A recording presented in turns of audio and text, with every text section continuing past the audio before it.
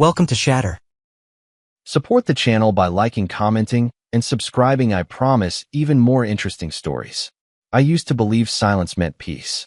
That if no one was yelling, we were okay. That calm meant love. But that illusion shattered on a random Thursday night in front of 5 other people. We were at a dinner, her co-workers, mostly strangers to me, all laughing over drinks and stories I didn't belong to. I was there, but I wasn't part of it. And maybe that was the point.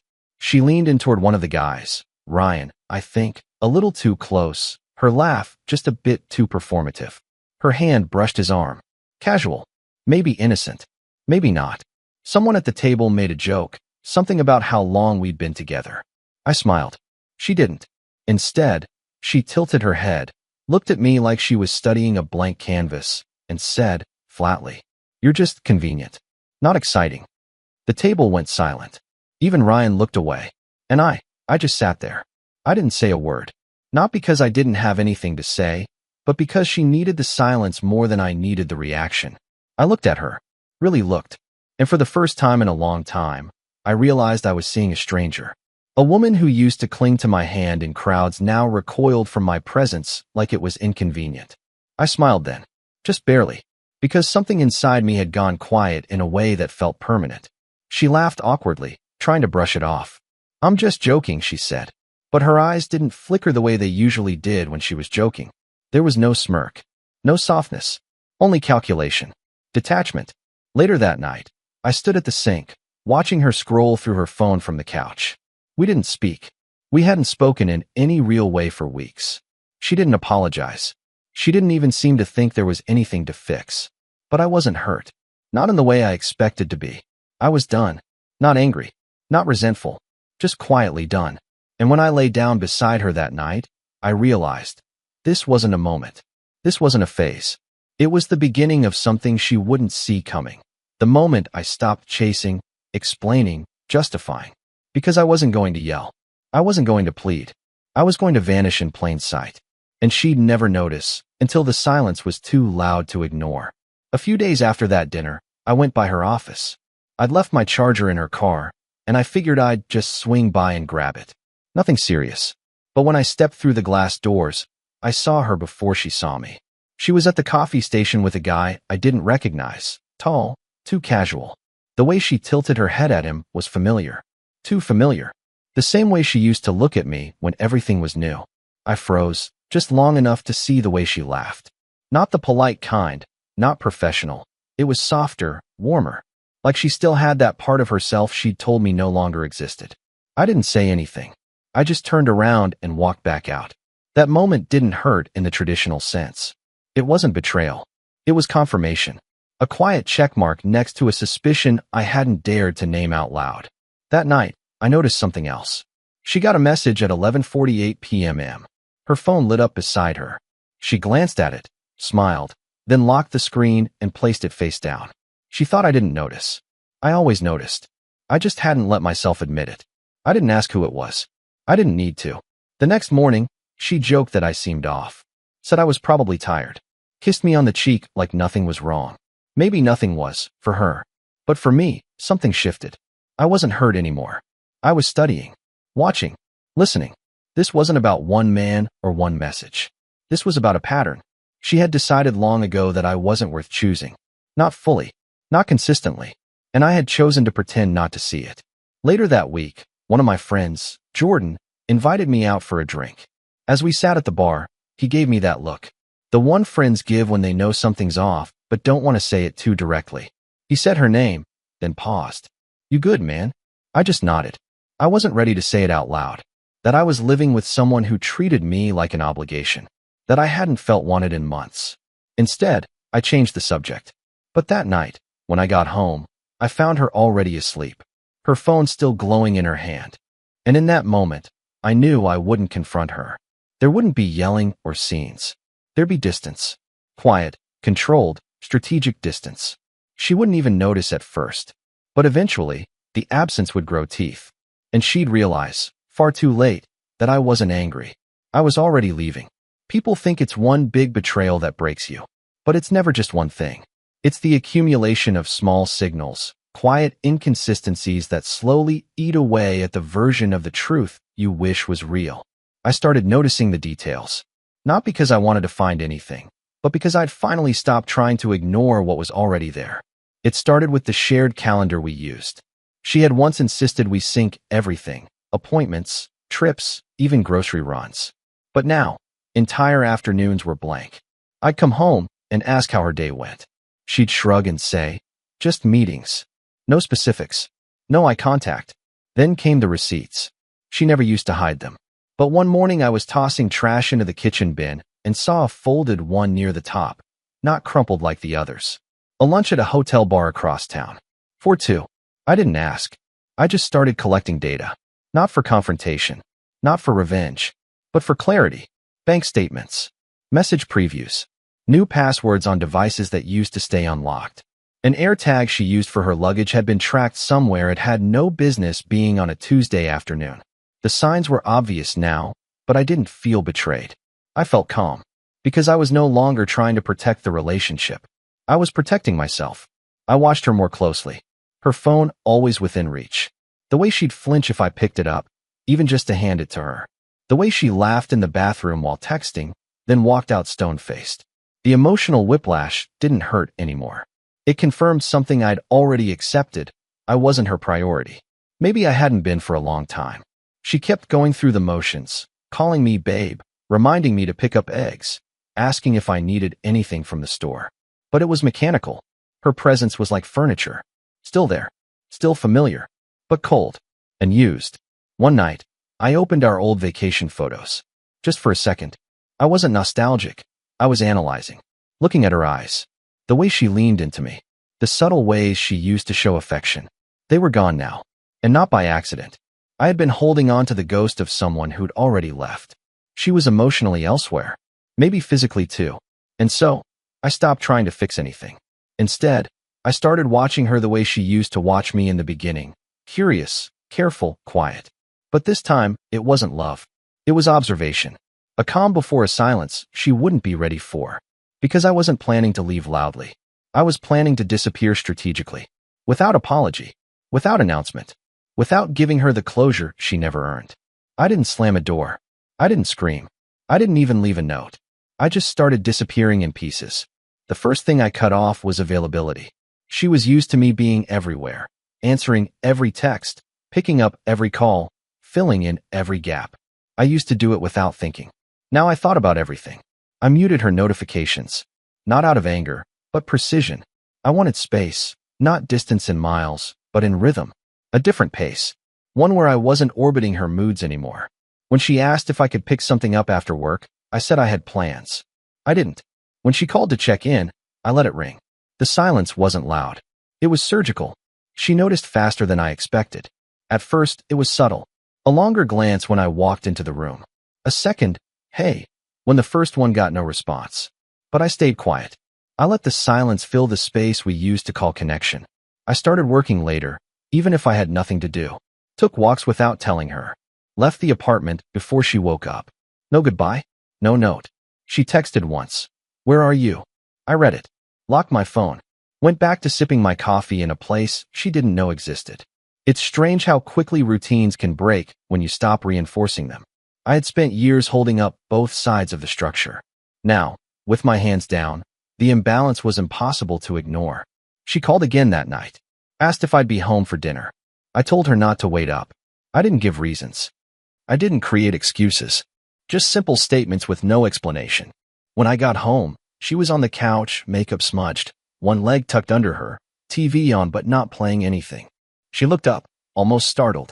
"You didn't say where you were," she said. I shrugged, walked past her, and closed the door behind me. No words. Just quiet. The next morning, I shut off location sharing. She didn't mention it.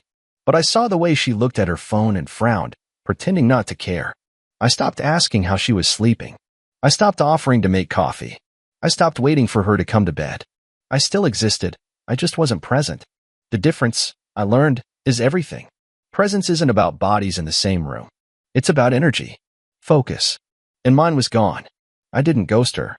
I became invisible in plain sight. At work, I was sharper. Clearer. People noticed. My friends said I seemed more grounded.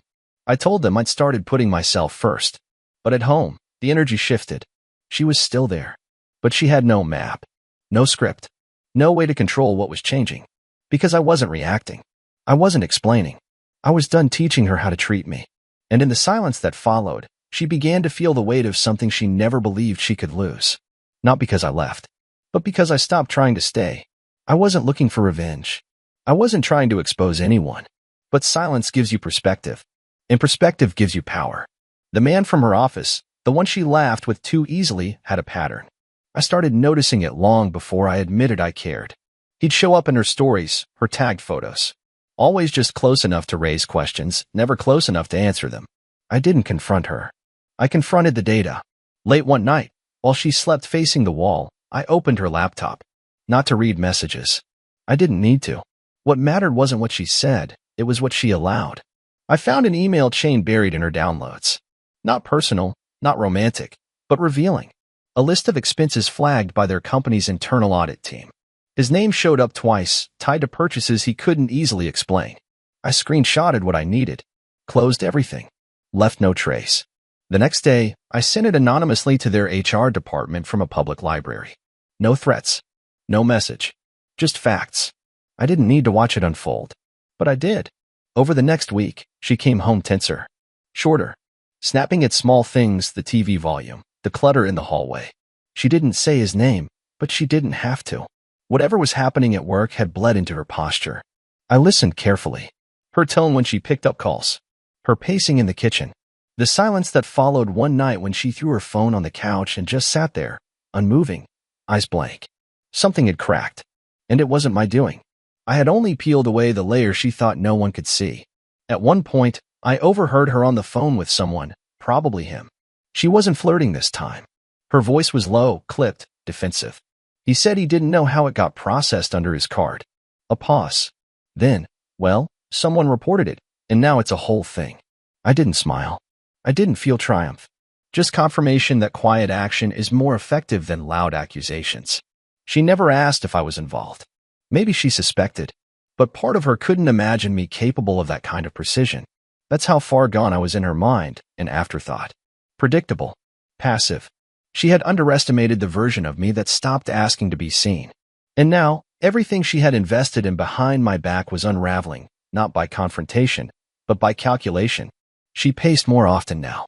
Checked her phone like it might give her answers. But I gave her none. We still lived under the same roof. Still exchanged polite nods, short sentences. But the emotional infrastructure had collapsed. Her attention drifted back to me, subtly, like a hand reaching out in the dark. But I didn't reach back. Because while she was scrambling to hold on to what she thought she wanted, I was already moving forward. Not to prove a point. To make one. It didn't take long for the silence between us to spill into other rooms and other people. At first, she tried to hide it. Kept up the polished version of herself for friends, family, coworkers. The one who still had it all together. The one who never lost control. But cracks always show under pressure.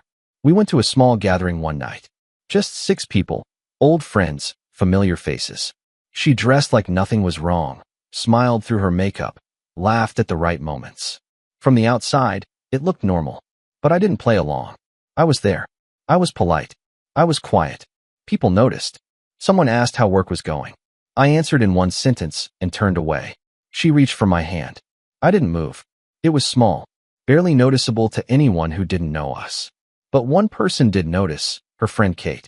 She watched us closely that night, eyes darting between us like she was doing silent math. Later, while we were in the kitchen, I overheard Kate ask her softly, "Are you two okay?" Her voice dipped. "We're fine. He's just tired." But the problem with practiced answers is they never sound convincing when the foundation starts to shake. People weren't fooled. The shift wasn't loud. It was visible. The way I stopped offering small gestures. The way she tried to compensate, laughing louder, leaning in closer, faking ease. At one point, someone made a casual joke about relationships. Something harmless, something vague. And from across the room, Kate said, not to anyone in particular, "You can only ignore someone for so long before they stop showing up." The room went quiet. Then the laughter returned. But she didn't laugh. I watched her face. That moment landed. Later, in the car, She sat in silence longer than usual. Normally, she'd fill that silence with shallow questions. This time, she didn't even pretend to care about the answers. I didn't offer anything either, because this was the stage where other people started seeing what she never believed would unravel. This wasn't about fights or cheating. It was about detachment, a slow, suffocating erosion of connection. She started getting colder with them, too, her own friends. Defensive, irritable. She stopped replying to group chats, avoided dinners, told people she was just overwhelmed. But people don't back away from the happy. They back away from the uncomfortable. And that's exactly what she had become. Her sister called one afternoon. I picked up by accident. The screen lit up while my hand was near it. She sounded surprised to hear my voice, then cautious. "Is everything okay over there?" I said we were fine, then hung up before she could ask more. I wasn't going to explain. I didn't want sympathy. I didn't want anyone's validation. Because this wasn't a campaign to win people over. This was a slow unraveling, the kind you can't fake your way through. She didn't lose them because I said anything. She lost them because people eventually sense when something is one-sided, when someone is fighting alone. And for once, that someone wasn't me. The worst kind of loneliness isn't being alone. It's being surrounded by people who used to see you and realizing they don't anymore. That's what started happening to her. One by one, the calls stopped coming. The invites slowed down. Messages were left on read. Her friends didn't disappear, they just faded. The same way I had. At first, she chalked it up to timing. Everyone's busy. Life happens. But deep down, she knew. People sensed it, the tension, the shift, the way the light around her had dimmed without ever flickering. It wasn't loud. It was just cold. She started staying home more. Not out of choice, but because there was nowhere else to go. I still came and went as usual. Still moved through the house like I belonged, but not like I cared. That difference, I think, is what unsettled her most. I wasn't gone. I just wasn't hers anymore. She started testing the air between us, asking small things, offering coffee, leaving the TV on shows I used to like.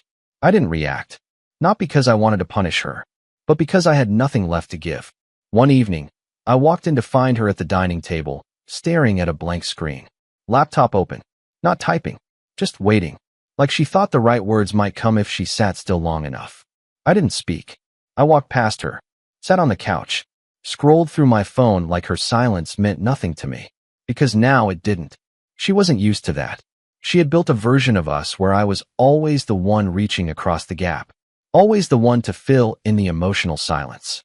Now I let it sit, and she didn't know what to do with it. I saw it in the way she moved, slower, heavier. In the way she hesitated before asking me anything, like she was bracing for the coldness she used to give me without hesitation. This was the version of her I had never seen before, unguarded, unsure, exposed. But it came too late. She had built a world where I was expected to carry the weight of both our hearts. And the moment I put it down, everything started falling apart, not with noise, but with absence. Her routine collapsed quietly. She stopped wearing makeup around the house. Stopped checking her phone like someone might be looking for her. Because no one was. Not anymore. She tried to lean on me, once. Stood too close in the kitchen.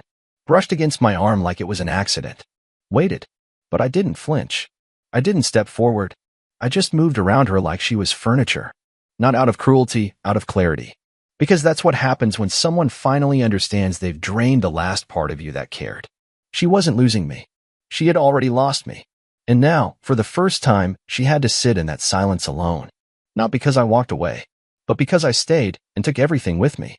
I always thought the big confrontation would come with yelling. That when things finally broke, there'd be shouting, doors slamming, someone walking out with a suitcase. But that's not how endings really happen. Not when the silence has already done most of the work. It started one evening. Ordinary. Quiet. I was on the couch, scrolling through emails. She stood by the hallway, watching me. Long enough that I finally looked up. There was something in her eyes I hadn't seen in a long time. Hesitation. Not attitude. Not sarcasm. Just uncertainty. She asked if we could talk. I didn't say yes. I didn't say no. I just set the phone down and looked at her. She started slowly. Said I'd been distant. Said something had shifted. That she couldn't feel me anymore. I didn't respond. She asked if something was wrong. If I was angry. If I was holding something back. I said I wasn't angry. I was just done trying. Her face tightened. I could see her struggling to decide whether to fight, cry, or pretend none of it mattered. She asked what that meant. Done trying. I told her I'd spent too long trying to hold up something she kept stepping away from. And now, I was simply doing what she'd always claimed she wanted, focusing on my own happiness. She went quiet after that. And that silence, the kind I used to be terrified of, didn't feel like punishment anymore. It felt like peace. She tried again. Said things didn't have to be this way. That people go through rough patches. That maybe we'd lost our rhythm, but we could find it again. But it wasn't about rhythm. It was about trust.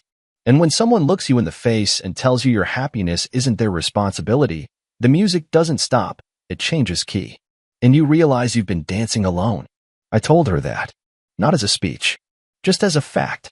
She looked like she wanted to interrupt, to fix it, to defend herself. But she didn't. Because the words she'd thrown at me months ago had finally come full circle. Now she was the one standing in front of someone who had already let go. The thing about being truly done is you don't raise your voice. You don't beg to be understood. You don't argue. You just don't care if the other person finally sees it. She asked if I still loved her. I didn't answer. Because maybe I did. Maybe I didn't. But that wasn't the point anymore. Love without respect is a fire without oxygen. It looks alive, right up until it dies without warning. She reached for my hand. I didn't pull away. But I didn't hold on either. That was the last thing I gave her, the moment she finally realized I had nothing left to rescue. Not her. Not us. Not anymore. Collapse doesn't look like chaos. Not at first. It looks like silence. Like someone holding it together in public while everything quietly rots behind their eyes. She began to unravel slowly.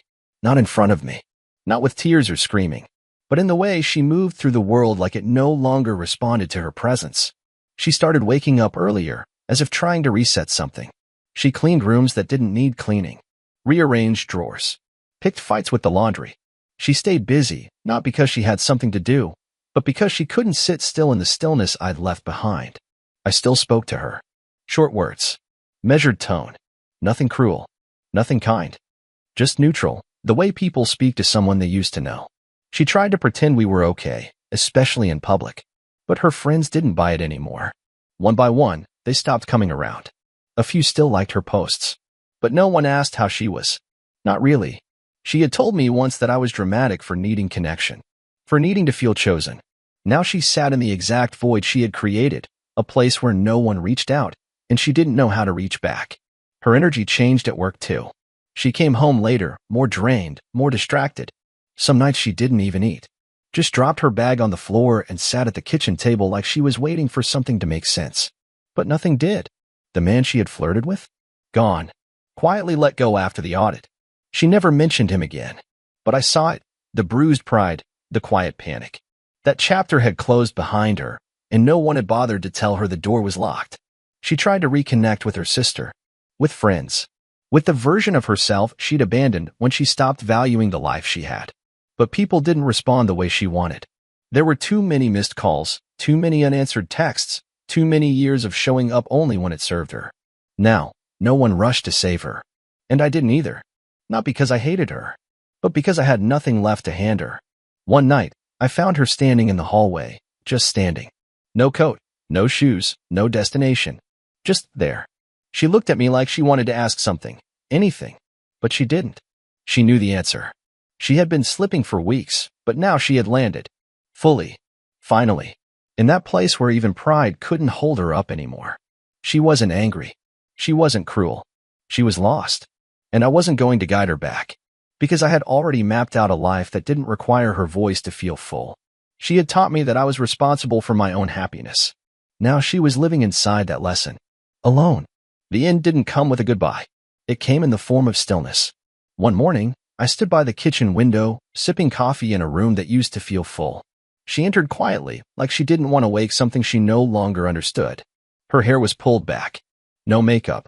Just a sweatshirt, bare feet, and the weight of everything she'd refused to carry until now. She didn't say anything. Just watched me for a moment, like she was trying to remember something, maybe who we were before all of this. Before the silence.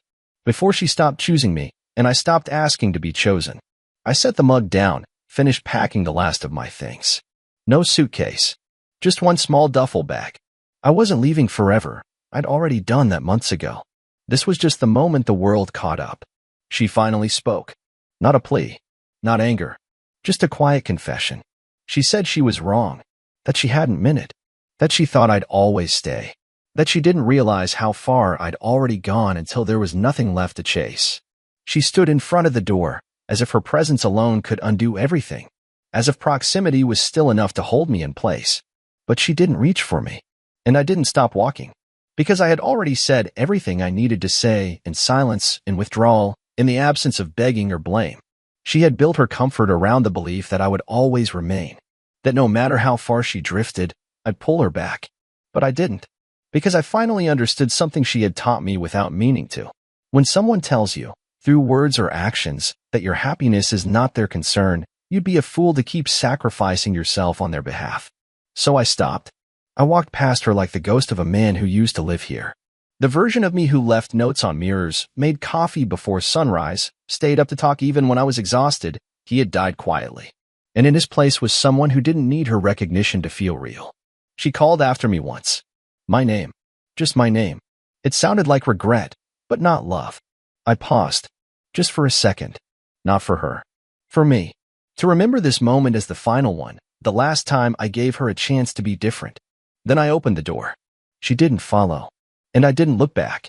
Because there's nothing left in a space where you've already buried yourself to keep the peace. At the elevator, I waited in silence, alone, finally aligned with the quiet I'd been forced to carry.